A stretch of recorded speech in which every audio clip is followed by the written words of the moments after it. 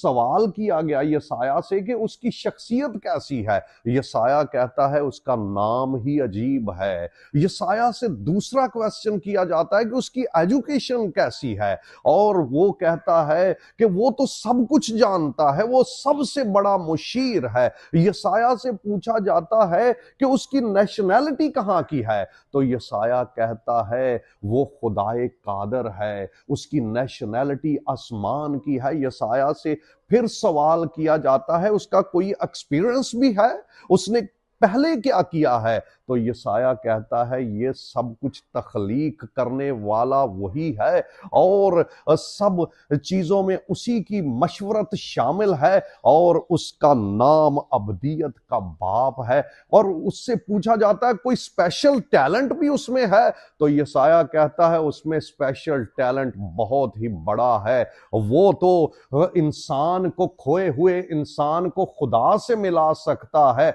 वही सलामती का शहजादा है। खुदावंद आपको बरकत दे।